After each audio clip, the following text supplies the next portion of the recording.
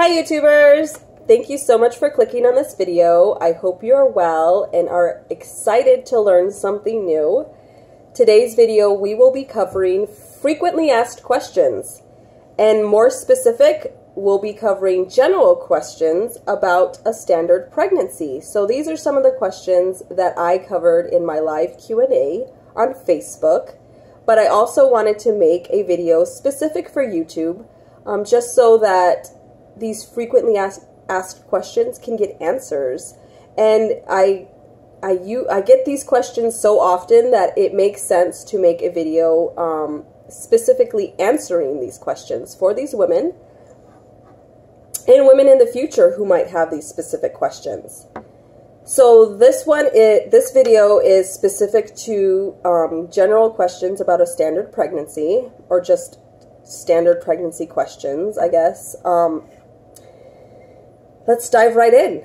The first question is, can you really use muscle testing to confirm a cryptic pregnancy or pregnancy in general? And the simplest answer is no.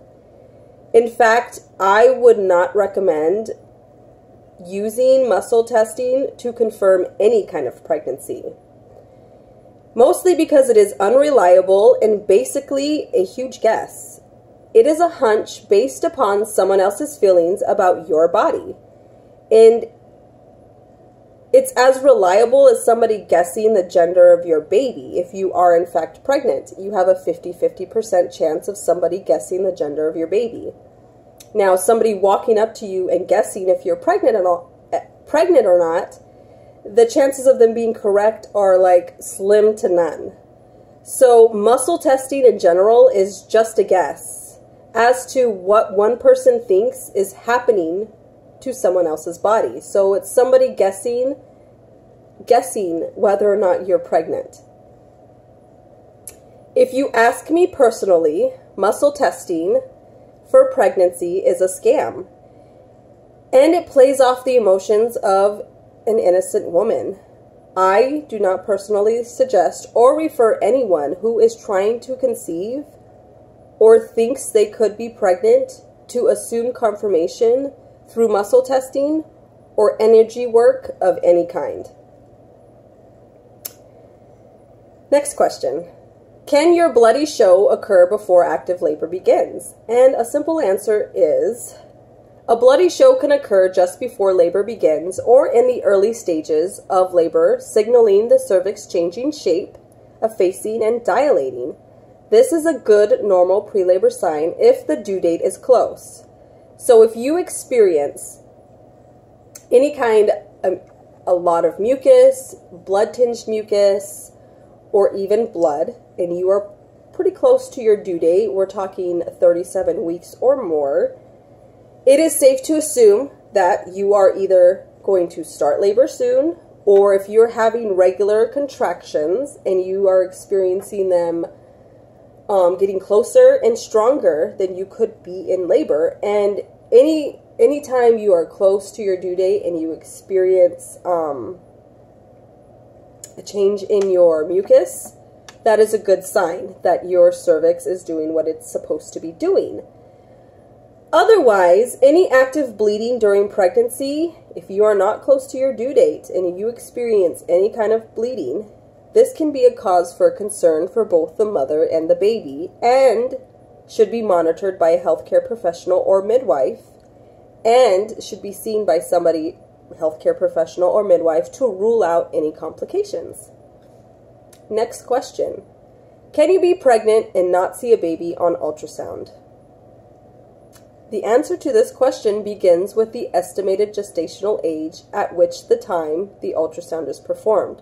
So it all depends on how far along you think you are when you had the ultrasound performed. It is possible to miss a baby during an ultrasound early in the first trimester, more specifically less than 8 weeks gestation, although very unlikely because the tech is also looking for an enlarged uterus and any signs of conception, which means they are looking for a sac, a fetal pole, yolk sac, fluid, and a heartbeat. An ultrasound performed after what is thought to be 14 weeks pregnant, this is highly accurate in confirmation of the fetus. A fetal heartbeat, placenta, amniotic, umbilical cord, or lack thereof. And you can even be given the sex of your baby depending on the quality of the ultrasound machine as early as 14 weeks gestation. So if you have an ultrasound performed at what you think is 14 weeks gestation and no baby is found, that is accurate. A fetus has no ability to swim away, hide, or make itself unseen to an ultrasound machine. A fetus has no physical ability to grow behind the intestines to keep itself hidden. The uterus was made so that it will never go behind the intestines during pregnancy without life-threatening complications to the mother and the baby, resulting in a diagnosis, confirmation of pregnancy, and treatment. Next question. Can scar tissue really obstruct ultrasonic waves from penetrating the uterus? The simple answer is no. Scar tissue poses absolutely no problems when viewing anything in an ultrasound, mostly because scar tissue is composed of the same protein collagen as the tissue it replaces. This collagen scar tissue alignment is usually of inferior functional quality, and with this fact, scar tissue poses absolutely no issue when using an ultrasound machine. In other words, scar tissue does not and cannot block ultrasonic waves from entering the body and then returning that vibration back to the transducer or probe. Scar tissue is made of the same protein your normal skin is made of. It is no different. Claiming scar tissue can obstruct the view or block waves of an ultrasound machine just shows what you don't know about an ultrasound machine. So I suggest that you research how an ultrasound machine works and also research scar tissue for yourself. Next question. Can a fetus really have slower growth than normal? And the answer to this question is yes.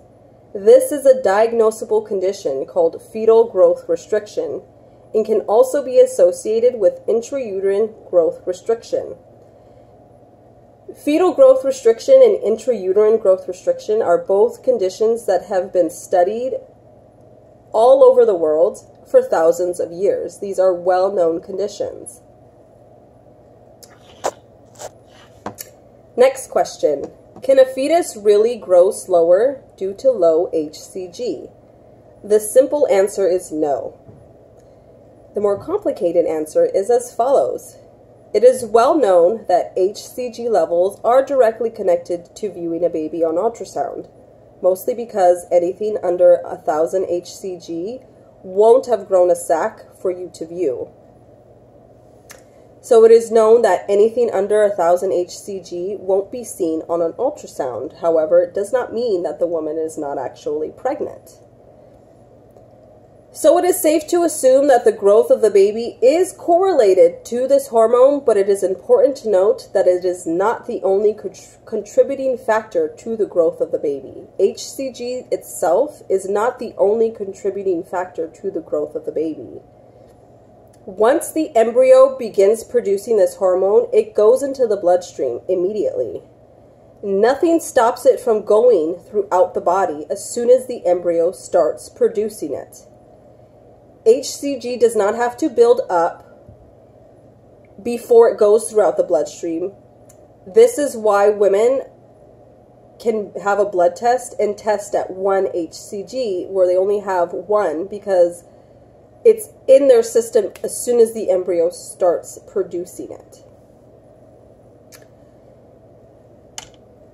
Your possible menstruation and HCG buildup have nothing to do with each other, and HCG is not only kept or stored in the uterine lining. HCG flows throughout the bloodstream during the entire length of the pregnancy, despite the actual number value. Recent studies indicated that HCG may help to increase the blood supply to the uterus and be involved in reshaping the lining of the uterus in preparation for the implanting embryo. But HCG in no way is stored only in the uterine lining. Again, it flows throughout the body. The possible shedding of this uterine lining in no way, shape, or form does it change the value of HCG in the mother's system to the point of non-existent. Otherwise, they wouldn't check HCG values in a suspected miscarriage. Again, HCG is not stored in your uterine lining, and HCG values are only affected by days of vaginal bleeding, and even then, HCG can be found in the bloodstream regardless of bleeding. It takes a miscarried mother, it is well known that it can take a miscarried mother weeks and sometimes months for HCG to leave her system completely. Again, within a few hours of the embryo producing HCG, the HCG goes throughout the bloodstream. HCG does not have to build up in your uterus first. This is a huge cryptic pregnancy myth. Next question. What is the HCG variation? Well, for each woman in each pregnancy, it is different. The amount of HCG needed to sustain and maintain the healthy progression of the pregnancy is different for each woman in each pregnancy. The variable in which this particular hormone increases is so contrasting from one pregnancy to another and from one woman to another. So it is safe to say what a healthy HCG value in a pregnancy depends specifically on the mother and that particular pregnancy. There's no one value that tells you that this is a healthy pregnancy. Every pregnancy is different in their HCG value, and every pregnancy is different with how the HCG doubles and how it rises in the pregnancy. And then the last question for standard or general standard pregnancy questions. What is the valid time frame for accurate results on a home pregnancy test? And the answer to this is the valid time after you take the test for reliable results varies from test to test and brand to brand.